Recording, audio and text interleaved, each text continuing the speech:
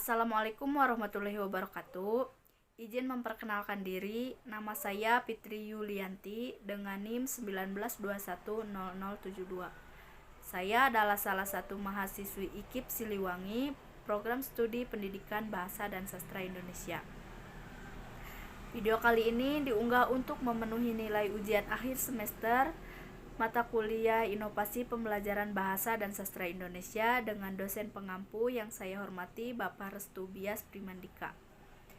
Berikut saya lampirkan terkait tugas, yakni tentang mini seminar kompetensi pedagogik pembelajaran abad 21, yaitu Listen Study.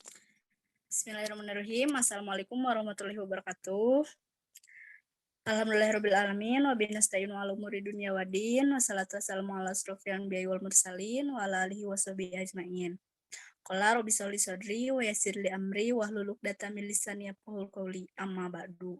Puji dan syukur kehadirat Allah Subhanahu wa taala yang mana atas berkat rahmat dan syafaatnya kita dapat melaksanakan mini seminar yang saya selenggarakan di malam hari ini. Tidak lupa salawat dan salam semoga tetap tercurah limpahkan kepada junjungan alam yakni Habibana wa Nabiyana Muhammad Sallallahu Alaihi Wasallam, kepada keluarganya, kepada sahabatnya, kepada tabiatnya, dan semoga sampai kepada kita selaku umatnya yang mudah-mudahan dapat mendapat syafaat sampai nanti di yaumil akhir. Pertama-tama saya ucapkan kepada rekan saya Teh Nada Nazira yang mana telah bersedia menjadi operator terlaksananya mini seminar ini. Saya ucapkan juga banyak terima kasih kepada rekan-rekan yang telah meluangkan waktu untuk mengikuti acara ini. Mungkin langsung saja ya kepada Teh Nada untuk menampilkan PPT-nya. Nah, pada kesempatan malam ini, di mini seminar yang akan saya sampaikan terkait materi yang sedikit saya pahami tentang kompetensi pedagogik pembelajaran abad 21, yakni terkait listen study. Ya, sebelum ke pembahasan terkait listen study, izinkan saya memperkenalkan diri terlebih dahulu. Sudah tertera dengan jelas ya, nama saya Fitri Yulianti. Histori perjalanan pendidikan saya SD di SDN Pasir Pari, kemudian saya melanjutkan SMP dan SMA di sekolah swasta, yaitu di Salapiah Al-Muslihin. Nah, untuk kegiatan sehari-hari saya saat ini, saya mahasiswi aktif IKIP Siliwangi Cimahi.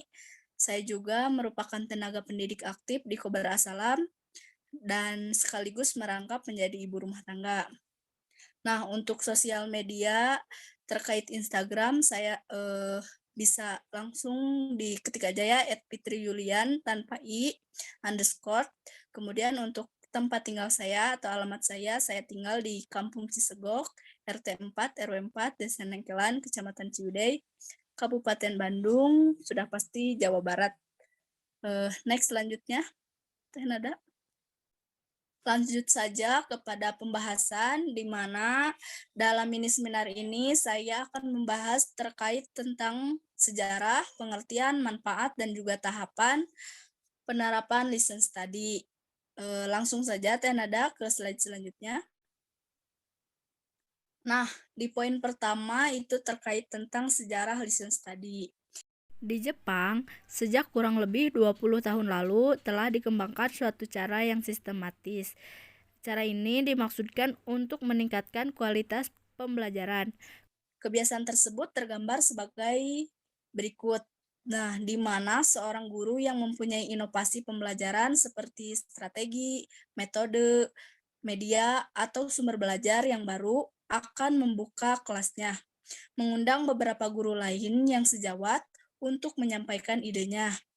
Beberapa guru tersebut selanjutnya mengembangkan persiapan pembelajaran yang baik untuk mengimplementasikan ide guru tersebut. Selanjutnya, guru tersebut melaksanakan pembelajaran berdasarkan rencana pembelajaran yang telah dikembangkan. Sementara guru yang lain hanya bertugas untuk mengamati proses pembelajaran. Setelah kelas berakhir, sekelompok guru tersebut kemudian berdiskusi terkait pembelajaran yang telah dilakukan dan yang telah mereka amati, di mana diskusi tersebut dimaksudkan untuk menemukan sisi lebih dan sisi kurang untuk pembelajaran berikutnya. Di poin yang kedua, ada pembahasan terkait apa itu listen study. Di sini saya tuliskan ada empat pendapat tentang pendapat para ahli tentang listen study. Yang pertama ada Dennis Parks pada tahun 1999. Nah, beliau menyebutkan bahwa listen study adalah suatu proses kolaboratif di mana sekelompok guru mengidentifikasi masalah-masalah pembelajaran, merencanakan suatu perbaikan pembelajaran, melaksanakan pembelajaran di mana salah satu guru dalam kelompok guru mengajarkannya dan sementara yang lainnya sebagai pengamat. Kemudian mengevaluasi dan merevisi pembelajarannya, mengajarkan pembelajaran yang telah direvisi, mengevaluasi lagi, dan berbagi atau menyebarluaskan hasil pengamatan tersebut kepada guru-guru yang lain. Menurut Sally Friedkin pada 2005, beliau mengidentifikasikan bahwa listen study adalah suatu proses yang melibatkan guru yang bekerja sama untuk merencanakan, mengobservasi, menganalisis, dan memperbaiki pembelajaran.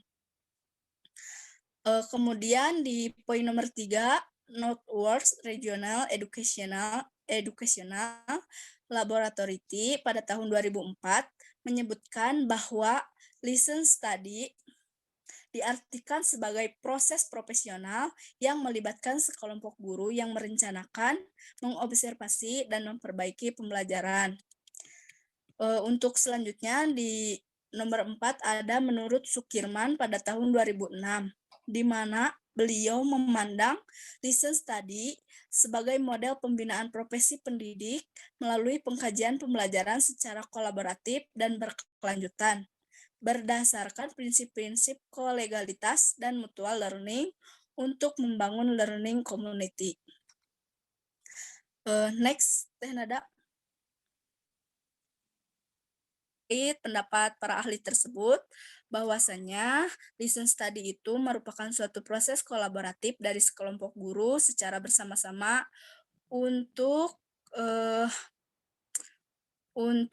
mendapatkan yang pertama yaitu mengidentifikasi masalah pembelajaran yang dirasakan oleh guru atau salah satu guru atau bahkan sekelompok guru tersebut. Di poin yang kedua yaitu merencanakan langkah-langkah pembelajaran di mana sebagai upaya pemecahan masalah yang teridentifikasi. Di poin nomor 3, melaksanakan pembelajaran yang dilakukan oleh salah satu guru yang dipilih atau disepakati, sementara guru lain mengobservasi proses pembelajaran. Di poin nomor 4, yaitu mengevaluasi proses pembelajaran yang telah dilakukan. Kemudian memperbaiki perencanaan pembelajaran berdasarkan hasil evaluasi, dan kemudian selanjutnya melaksanakan pembelajaran lagi dan mengevaluasi kembali pembelajaran yang telah dilaksanakan. Di poin terakhir yaitu membagi atau menyebarluaskan pengalaman dan temuan dari hasil evaluasi tersebut kepada guru lain. Langsung ke slide selanjutnya, Teh Nada. Nah, di poin selanjutnya yaitu ada manfaat listen study. Nah, manfaat di slide ini dinyatakan oleh dijelaskan terkait manfaat listen study menurut Lewis atau Akihito Takashi pada tahun 2006. Manfaat yang pertama yaitu untuk merumuskan tujuan-tujuan jangka panjang untuk pengembangan dan belajar siswa.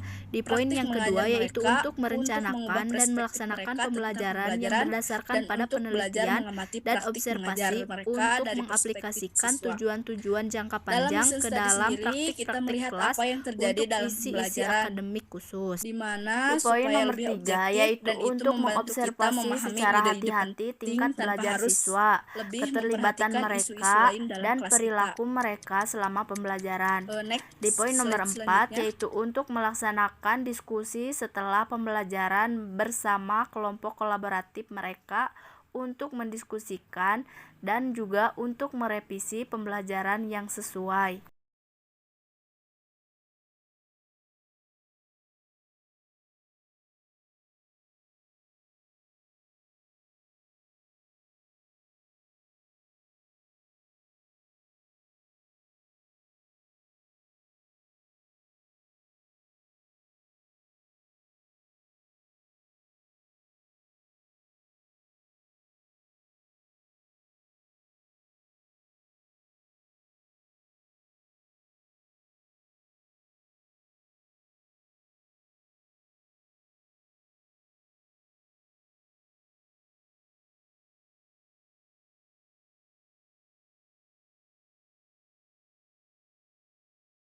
Nah, di poin selanjutnya yaitu tahapan listen study, di mana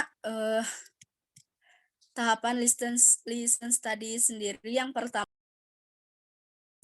perencanaan, saya tipe sedikit, dan do and see pelaksanaan, kemudian refleksi. Namun pada kenyataannya di tahap pelaksanaan yaitu adalah pembentukan kelompok atau tim listen study, di mana kelompok ini dapat dibentuk di tingkat sekolah, di tingkat wilayah, atau tingkat yang lebih luas sesuai dengan keperluan dan kemungkinan keterlaksanaannya.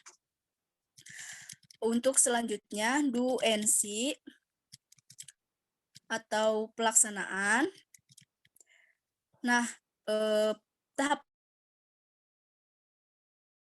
pelaksanaan ini berdasarkan rencana pembelajaran yang telah disusun guru model melaksanakan pembelajaran di kelas yang telah ditentukan. Sementara anggota lain bertindak sebagai observer yang mengamati proses pembelajaran dengan menggunakan instrumen penelitian yang telah dikembangkan.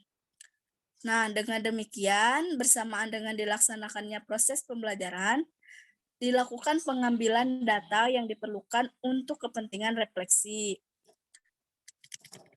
Di refleksi pertama dan kemudian akan terjadi lagi tahap perencanaan, do and see atau pelaksanaan, kemudian refleksi yang kedua. Dari itu dilakukan setelah selesai discussion atau kegiatan refleksi yang diikuti oleh semua anggota kelompok, di mana mereka mengkaji hasil pengamatan setiap guru dan juga hasil rekaman proses pembelajaran kegiatan. Slide selanjutnya, Tenada. Nah, mungkin bukan hanya 4 poin yang tadi saya sebutkan, di sini juga saya mengaitkan terkait bagaimana membagi temuan. Untuk membagi temuan, berbagai temuan positif yang didapatkan selama kegiatan listen study sebaiknya disebarluaskan atau diseringkan kepada guru lain agar dapat memperoleh manfaat yang sama. Penyebarluasan dapat dilakukan melalui forum MGMP atau pertemuan guru di sekolah agar kemanfaatan dapat disebarluaskan atau disebarluaskan dalam skala luas, atau sering disebut sharing, juga dapat dilakukan melalui forum seminar atau menuliskannya di dalam jurnal ilmiah. Slide selanjutnya, Tenada.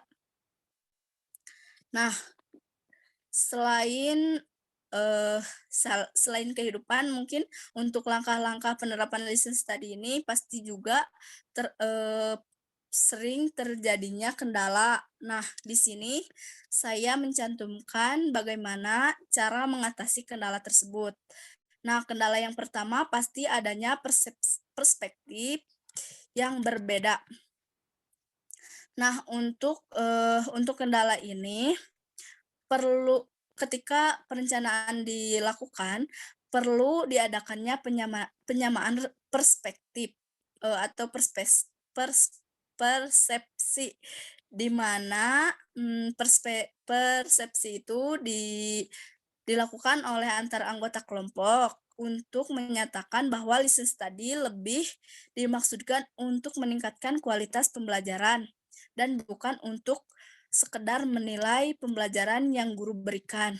Nah, untuk selanjutnya, kendala terkait penyusunan jadwal.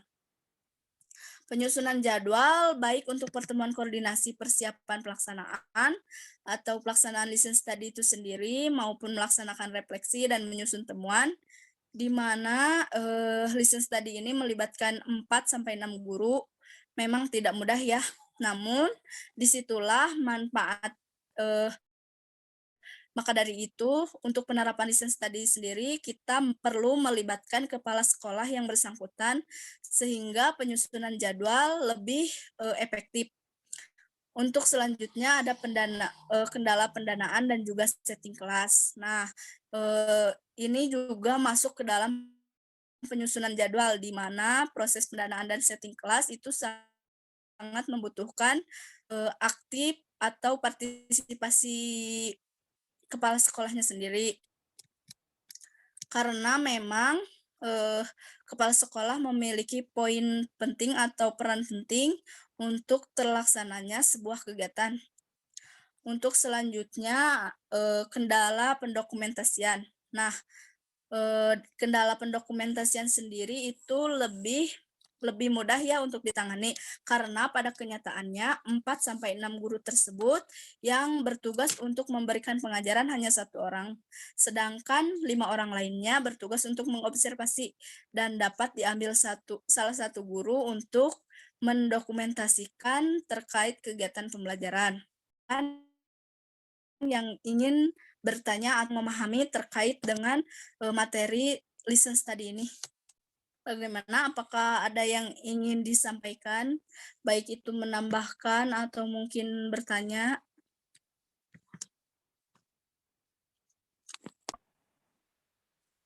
Ibu Inaya, langsung saja kepada pertanyaannya. Mungkin bisa on cam. Assalamualaikum warahmatullahi wabarakatuh. Saya mau bertanya, Bu. Kebetulan saya mengajar di PAUD. Jadi bagaimana cara menerapkan listen study pada jenjang PAUD yang sedang saya ikuti? Wassalamualaikum warahmatullahi wabarakatuh. Langsung saja. Misalnya, Ibu sebagai guru dari salah satu kober memiliki strategi, metode, dan media yang baru. Kemudian Ibu ingin menerapkan listen study di jenjang PAUD. Ibu tinggal memanggil guru dari kober lain dan meminta salah satu kepala sekolah untuk membantu terlaksananya kegiatan. Nah, dilakukanlah perencanaan, misalkan sudah ditetapkan bahwasannya tempat pelaksanaan dan yang menjadi guru model, kemudian yang bertugas untuk mengamati dan juga untuk mendokumentasikan telah dilaksanakan. Misalkan tempat pembelajarannya dilakukan di Kober Sakila, sedangkan orang yang menyampaikan atau guru yang menyampaikan materinya yaitu Ibu sendiri yang memiliki strategi dan metode juga media yang baru. Untuk yang mengamatinya berarti dari kober lain. Bisa 2 sampai 4 orang ya. Nah, setelah kegiatan berlangsung, kemudian direfleksikan nih, jika memang apa yang menjadi penemuan itu membantu meningkatkan kegiatan pembelajaran, maka tinggal diseringkan saja. Namun, jika kegiatan tersebut kurang meningkatkan pembelajaran atau sama saja seperti sebelum-sebelumnya, bisa diseringkan lagi atau didiskusikan lagi dan dicoba lagi seperti itu ya, Bu. Untuk mini seminar kali ini dicukupkan sekian. Apabila tidak ada lagi pertanyaan, mohon maaf apabila banyak kesalahan. karena pada kenyataannya saya juga masih dalam tahap pembelajaran. Izinkan semuanya untuk on kamera dulu ya, untuk dokumentasi.